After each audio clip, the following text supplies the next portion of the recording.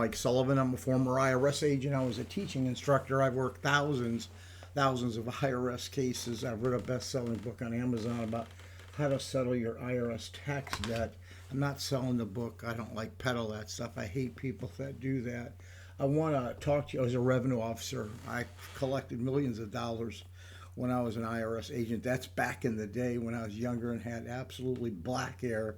So I've been doing this work since 1973. So I represent people if you want representation, but I'm here. This channel is really for information for you.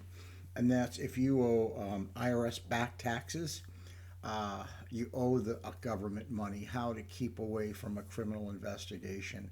People need to know that because as a former revenue officer, I have in fact represented people to to CI to go ahead and hopefully refer that case to the Department of Justice to go ahead and bring that person to trial and put them away in jail. Yes, I was one of those people, but I want to tell you how you can stay away really from that issue.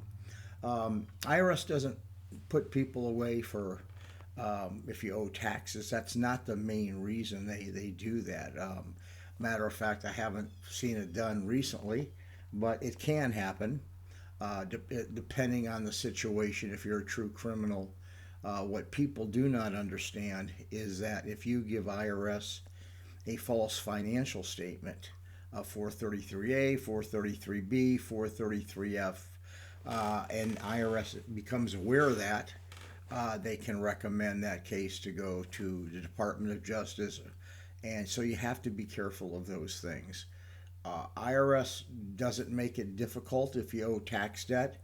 If you give IRS a financial statement, they either put you in currently non-collectible, a payment. Matter of fact, over half my cases go in currently non-collectible, only because the financial statement leads to that.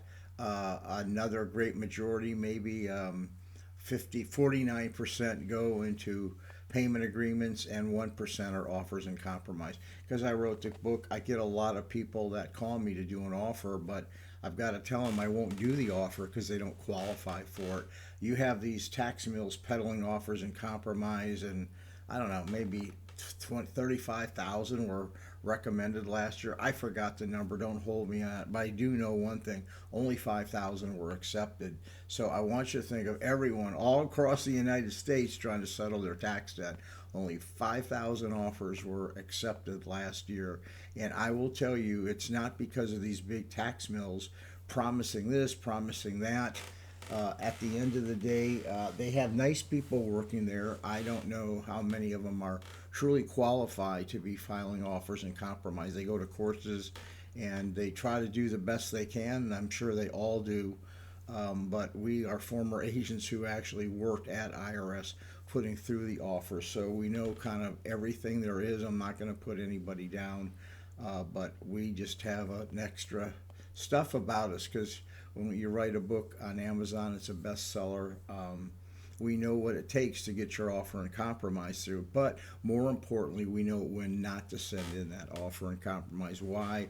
Well, because you've paid us a good fee and you've paid you got to put a payment to the government. You're going to lose the government, and then you've extended the statute. So you want to make sure on offers and compromise you doing the right thing. So getting back to the original problem, you don't give the federal government a bad financial statement. A sharp revenue officer will send that case to send a lesson to that person and to other people.